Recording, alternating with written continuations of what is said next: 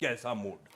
Good morning आशीष। ये सबसे बड़ी जो खबर है ना वो ये बैंक ऑफ जापान वाली है और इसमें -0.1 से +0.1 किया जा रहा है और ऑलमोस्ट डन है क्योंकि बहुत सारे अखबार वहाँ के निक्की जो लीडिंग अखबार वो लिख रहा है कि होगा और सरकार जो बहुत ETF की बाइंग कम करेगी, बहुत सारी बॉन्ड बाइंग जो करती थी, बहुत रिस्की बॉन्ड रियल एस्टेट वाले वो सब बंद करेगी।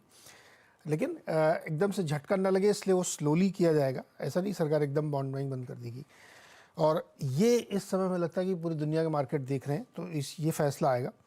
चूँकि ये बहुत बड़ा फैसला है और इसमें बहुत डिस्कशंस होने हैं तो अनुमान है कि शायद भारतीय समय अनुसार 12 बजे के आसपास ये आउटकम आ पाएगा। ऐसा नहीं 8:30 पे आना चाहिए था लेकिन डिस्कशन बहुत लंबा चलने की संभावना है, इसलिए निक्केई कह रहा है कि around 3:30 PM in Japan means 12 बजे हमारे यहाँ, तो लगभग उस समय फैसला आना चाहिए। लेकिन 9 बजे से कुछ रुझान आने शुरू हो सकते हैं कि क्या चल रहा है, तो उस पर हम लोग नज़र रखेंगे। तो एक तो ये इंपॉर्टेंट चीज़ है जिसने कल किया। लेकिन कल बड़ी चीज़ जो मार्केट को परेशान कर रही थी US मार्केट को, वो क्रूड ऑयल था यार। कल क्रूड ऑयल $87 गया है और उसमें दो घटनाएं हुई हैं। एक तो मॉर्गन स्टैनली ने अपना टारगेट 90 कर दिया है, एकदम से चेंज किया उन्होंने। कारण उन्होंने ये बताया कि जो पिछले दिनों रिपोर्ट आई थी IEA की कि डिमांड बढ़ रही है इंडिया और चाइना की तरफ से। कल चाइना कुछ डेटा है तो उत्साहित थे लोग, तो उसकी वजह से टारगेट रेस किया गया। प्लस रशिया में जो बहुत ड्रोन से हमले कर रहा है ना यूक्रेन, उससे वहाँ करीब 3 से 9 lakh barrel per day crude oil का सप्लाई रुक रही है और रशिया इसको जानबूझकर रोकना भी चाहता, मैं आपको बता दूं, क्योंकि वो चाहते हैं प्राइस जैकअप हो। सऊदी अरब और रशिया दोनों चाहते हैं प्राइस ऊपर जाए। तो चूंकि ये पॉलिटिकल कम्युनिटी है तो दोनों देश मिलकर उसको ऊपर ले जाना चाहते हैं। तो कल $87 के आसपास गया ना, ये थोड़ा ग्लोबली कंसर्न कर रहा है क्योंकि आपको याद होगा जब पिछली बार नंबर आए थे US के तो उसमें भी एनर्जी प्राइसेस ही सबसे ज़्यादा प्रॉब्लम कर रहे थे।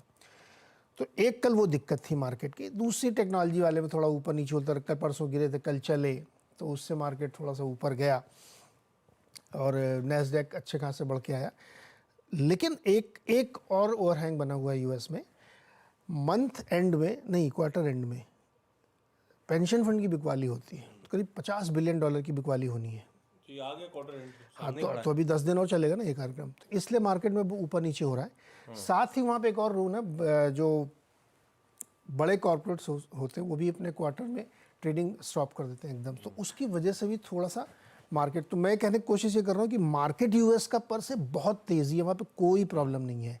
बट ये जो छोटी छोटी समस्याएं खड़े होते हैं ना, इससे आपको इंडेक्स चलता हुआ नहीं दिखता है और इस वजह से आप देखिए कि एक दिन गिरेगा फिर दूसरे दिन चलेगा, कोई सीरियस प्रॉफिट बुकिंग नहीं है।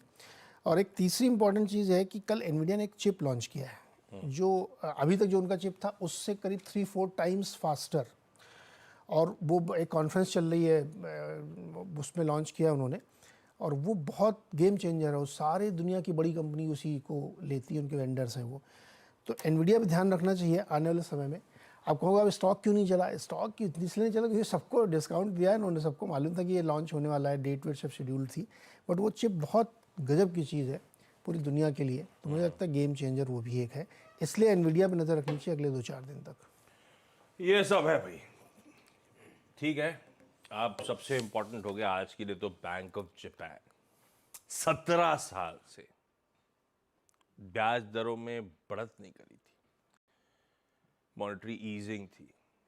अब तस्वीर बदलनी है और सिर्फ वो ब्याज दरें नहीं, वो यील्ड कर्व कंट्रोल, वो मैसिव एसेट परचेजेस, क्या होगा देखते हैं।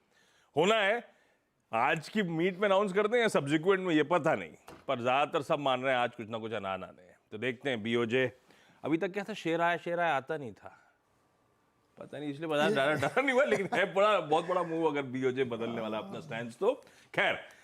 लेकिन जहां तक भारतीय बाजारों की बात है, अच्छा हमारे ये सब सेंट्रल बैंक के सरदर्द निकल जाए तो वैसे US में पेंशन फंड बेचते हैं तो हमारे यहाँ DIs खरीदते हैं। Year and, financial year and है, NAV प्रॉपर भी तो करेंगे। एक बार सरदर्द निकले उसके बाद उसकी बातचीत होगी, उसको अभी छोड़ते हैं। लेकिन कल का चार्ट इंटरनेट स्क्रीन पर आएगा। वीरू, वो बाय ऑन डिप्स की स्ट्रैटेजी, वो बेस के आसपास खरीदने की स्ट्रैटेजी ब्यूटीफुली वर्क करती हुई